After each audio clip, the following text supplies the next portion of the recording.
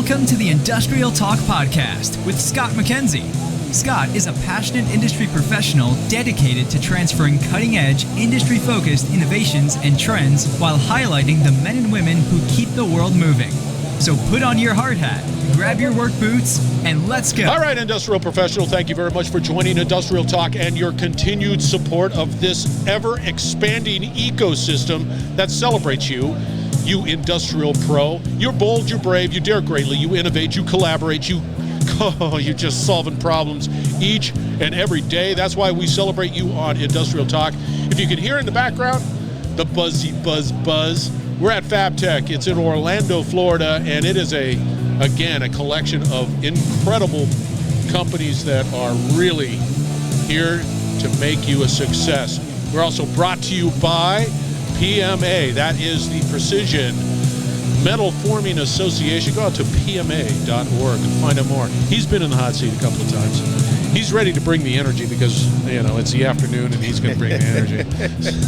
So let's get cracking, Mr. Energy. You having a good conference? Absolutely. When'd you get in? I came in this morning. Oh, yeah? Yep. Shoot. But I didn't get the message until just now that I was supposed to have hard hat and work boots. Yeah, see, right now. Oh, before we get going, here, let me change it's right here. This is Ed. I want to make sure. There it is. Ed Marsh is right there. That's how famous he is right there. He has a little handout here that is pretty spectacular. Bronze. It has Ed Marsh on it, and it has girth to it. It feels good in hand. Well, and as a guest on the Industrial Growth Institute podcast, I'm pleased to present it to you, Scott. Yeah, well, thank you very much. Appreciate it. I think when we spoke, when you were on my podcast, you were actually sitting in the lobby in the Orlando Convention Center then, too. Was that really? Yeah, I think it must be a regular stop for you here. It is Orlando. A lot of people do. Yeah, I'm trying to remember that. That's exactly correct. We... back in March or something. Yes. Yeah. I think it was Distributech. Anyway, talking distributive energy stuff.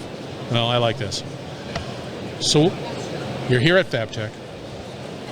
You are a master at, if there's anything expanding in revenue growth, the thought behind that, you truly are passionate about manufacturers. Give us a little background on who Ed is, outside of the fact that you're a badass when it comes to this stuff. All right, well, now you set me up to fail with that introduction. Just want to make sure that you bring the energy. So, came out of the Army and went into business. Loved the Army, but wanted to stay married and wanted to learn how to sell, and ended up in the packaging machinery business and then other machines, and kind of my career followed the twists and turns like everybody's does over the years. And about probably 7 or 8 years ago, set up a consulting business to help industrial manufacturers, mostly capital equipment companies, kind of lower and middle market, $50 to $250 million, figure out how to sell more. Because the thing that I know, almost without exception, you talk to them, they've spent years working on the back end of the business. They've got well-documented process for this, and they've got quality procedures. They've got all of this stuff mapped out in great detail. They know exactly what they're doing every day of the week, third shift, middle of the night, everything. And then you compare that to the way they do their marketing and sales. Yeah. It's a sharp contrast, because the marketing and sales side just tends to be this ad hoc collection of, well, let's try something Tuesday, or let's try something Friday, and maybe we'll go to a different trade show this year, and hope it all works. And so if we can bring that mindset, that rigor, that process engineering, continuous improvement mindset that they have from the back end of the business applied to the front end, then they've got a great opportunity. So that's what I help them do. I like that. I like that a lot, because you're absolutely spot on. What are we talking about today? You mentioned something in our conversation pre-meeting it, I guess, for lack of a better term, as he wanders on by and says hello, and we needed to get this thing. Let's sit down and do a podcast. Let's do a podcast. It's just that simple. Take us through what you're talking about that really piqued my interest. Yeah, so more and more, and I think you're a great representation of this, more and more the content that works is what I call edutainment. It's content that people can consume passively and or get by scrolling, because 10 years ago, you could write a blog post, Google would pick it up, people would search it, they'd take the time, they'd read it, they'd rub their chin, they'd think about it, and they don't do that anymore. Maybe when they're getting ready to buy, but certainly not beforehand. And so from an awareness and pre-awareness context, the hardest job salespeople have now is getting the first meeting. And how do you get the first meeting? Well, you got to have something worth talking about from their perspective, and you have to build trust. You can't build trust on a cold call. Cold calls are important, they still work, but there has to be trust before that. And so that's the job of this edutainment content that can be passively consumed. So video and audio, scrollable social stuff, things that people can do when they're out walking the dog or working out or doing laundry or sitting in the car or whatever the case may be, because they don't interrupt their day to read articles anymore. So that means, like I said, podcasts and videos. So if that's the context of edutainment, then we also have to adjust the kinds of topics we're talking about. Because to write the same crap or to talk on video about the same crap you've written about for years, about how many millimeters or meters per minute or the durometer of your rubber or the number of dimensions of whatever you're doing. I mean, it doesn't matter anymore. Nobody cares about that. They don't care about what you make or what you do or how you do it. They care about the impact on their business. So what that brings us to is, if you're going to create this content that can be passively consumed in a pre-awareness buying stage so you can create trust and help your sales team set up meetings, you have to be talking about other topics that are important to them, but topics they don't even know should be important to them. So what I'm calling it is cool content, K-U-U-U-L. And what that stands for is known unknowns and unknown unknowns learning content, cool content. So that means instead of talking about the crap that they, there's this classic question, what keeps you up at night? That's such an inane question these days, but they know the things that they're worried about. What they want to know is the things that they should be worried about, or that they should begin to think about, because it would help them improve their business, improve the outcomes, make them a more well-rounded and more effective business leader and manager and industry innovator and all those kinds of things. So that means well outside of what you do. Whatever you make, great, good for you. Get out of bed and be excited about it in the morning, but nobody else is. Right? They're excited about working less overtime. They're excited about having holidays at home with their family. They're excited about not looking at the P&L with dread every month when it comes around. And so how can you find topics and build a faculty of industry experts where you're the conduit by which this information gets shared? So it's what you've been doing for years, and you try to help companies understand how to do it. How do you? And I didn't mean to interrupt, but I did interrupt, so I'm sorry for interrupting. You're the host. That's your prerogative. I was just saying, I'm just jumping at the bit here, chomping at it. No, how do you deal with, let's say, take that manufacturer, take that individual, take that company who is worried about all of the things that they have to worry about. It's endless, quite frankly. And then be able to sort of shift that focus in a way that begins to go down that cool route. How do you get companies to realize that that's important and not as something like, here's just another thing? Well, companies are like everything else in nature. They follow a bell curve. And so only the second and third standard deviation are actually going to figure that out. Maybe a little bit of the first standard deviation.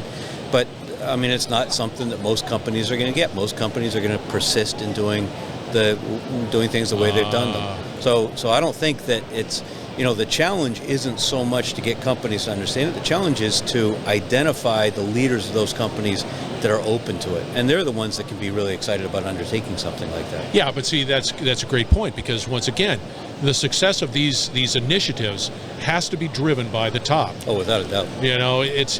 These are not bottom-up type of initiatives. This is top-down completely, that recognize the necessity to be able to do this for the business. And I think it's even interesting to say, okay, let's define the top. I mean, you took a company public on the NASDAQ, so you understand executive leadership, you understand the role of the CEO versus the president, you understand the role of the board of directors. I believe the role of the board of directors is evolving, or should evolve, with superb companies. Clearly the board, the old nose in, fingers out. The board are not the operators. The board should not be interfering with the executive management team. However, if the board doesn't have basic, fundamental, contemporary understanding of sales and marketing, I don't believe they can provide proper oversight and governance. And so I would say, of course, the board is not going to set the topics for edutainment conversation. They're not going to go into the core methodology, but they need to. The board absolutely should be thinking about how we build trust at a pre-awareness stage in the buying journey with the broad market. And if the board isn't thinking about that, then they're probably not pushing the executive management in a strategic direction. I agree with you 100%. I think it's getting better. I get a sense. I can't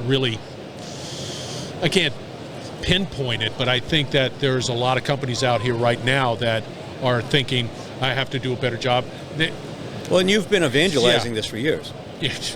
Yeah, for an eternity. Please, somebody listen to me, how pathetic this is. I just want you to be a success. Whine. But I do. I mean, how many times have we talked about, as we look around the trade show booths here, and we just know that 70% of the leads that are being harvested are never going to be followed up on. Never. And the money that goes into these booths for companies to show up, the T&E, taking people out of the field, everything else going on, to harvest leads that somebody's going to track in a spreadsheet that no one's ever going to call. No. It's infuriating. And when you start talking about the time and expense, so we treated ourselves to Fogo, right? So we did the old Brazilian, and that's gone up in price. I was dazzled by the amount of individuals groups from FABTECH going there and having this experience. And all I could think about as a former executive myself, what's being, no, I can't do it. I just can't do it. Yep. I don't know. So when we start talking about cool, K-U-U-L, right? Yep. Take us just step by step. What does that mean? Well, so I'll use an example. I have no idea if this lands with your audience, but I'm going to be speaking at the Industrial Cleaning Trade Association meeting coming up in November in Las Vegas. And so I've been thinking about examples that would be appropriate for them. So if you're a company that does building services, you do the janitorial and all of that kind of stuff, you can talk about the chemicals that you use. You can talk about the way you screen your staff and do background checks to make sure. You can talk about the floor buffers and the checklists and all that kind of crap. But that's table stakes. I mean, that's the way a building services company operates. You do all that kind of stuff. You sound like everyone else when you talk about that. But let's back up, and we know that every company is having a hard time finding employees and retaining employees, good employees.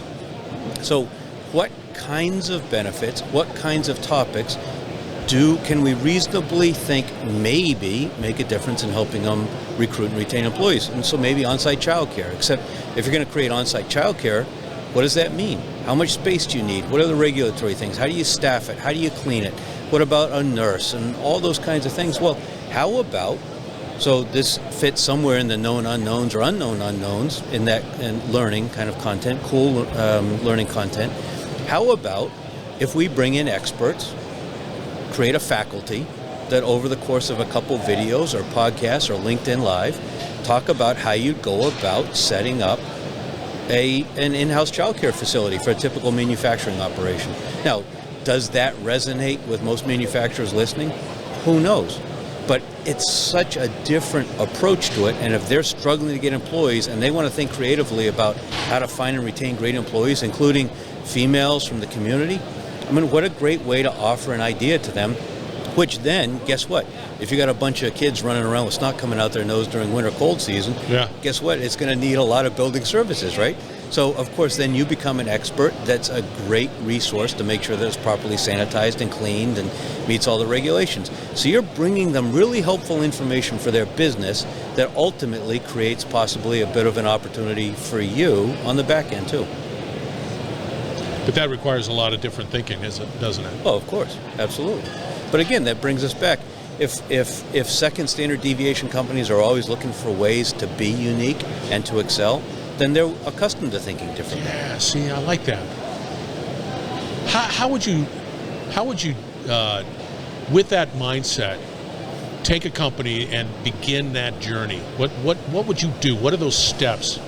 It doesn't have to be in depth, but just take me through that. Well, so this is a perfect example of what I'm talking about, because I can't cold call an executive of a $100 million manufacturing company and say, hey, have you thought about a podcast about a childcare facility? I mean, it's ludicrous. It's comical, right? Yeah. On the other hand, if I can get a referral or an introduction and sit down and have a meeting with them, or maybe even invite them on my podcast to talk about some of what they do that might be relevant to the rest of my audience, then I've got the opportunity to, over the course of a conversation, maybe over a meal, whatever the case may be, to say, hey, what about this in your business, and how are you doing this, and how are you finding leads? And I hear from most companies the biggest problem their sales team has is getting in the door with new accounts and getting first meetings, and what are you doing about that? Yeah, what are you doing about that? And so that conversation then leads to, well, let me ask you, how do you do research now? How many cold calls do you respond to? How many cold emails do you respond to? What do you do when you're walking the dog? What do you do when you're driving? Oh, I listen to podcasts. What kinds of podcasts you listen to? No, it may be true crime.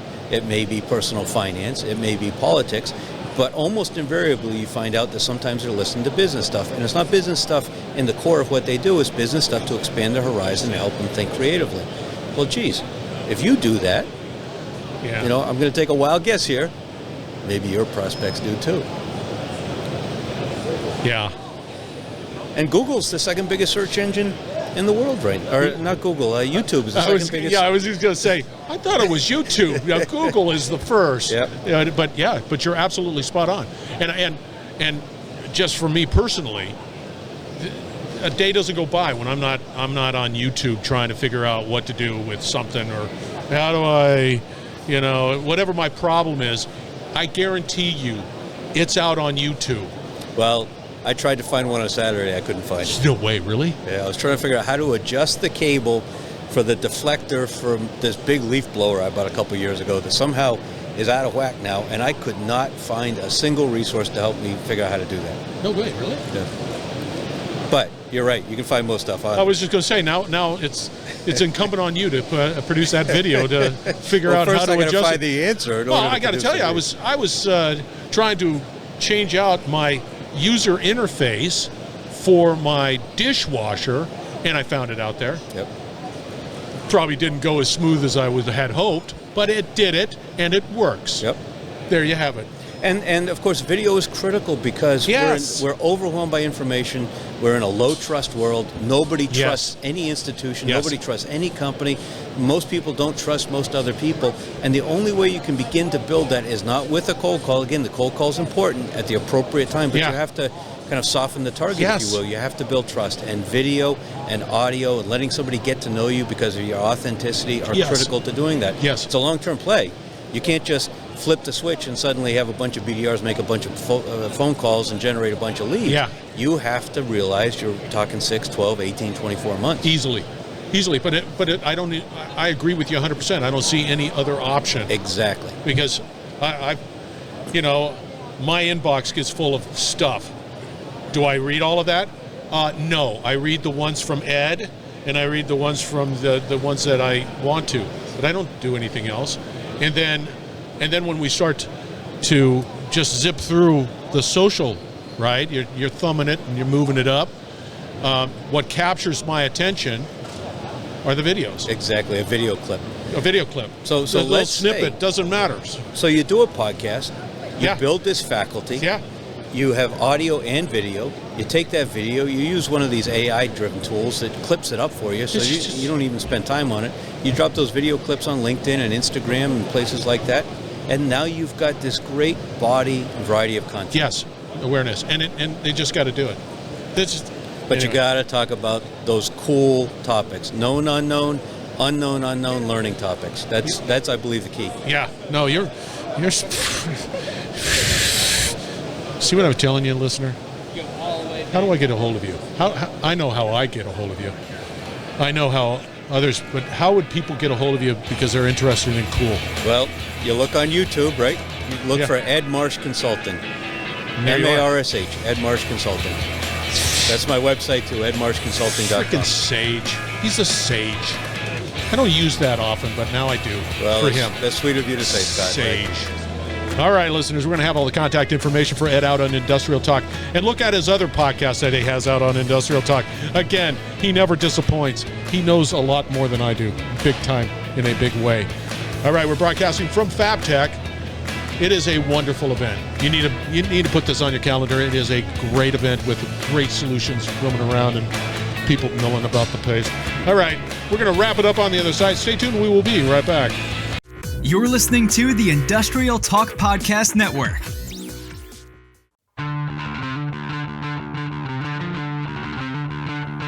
FABTECH. What a great event.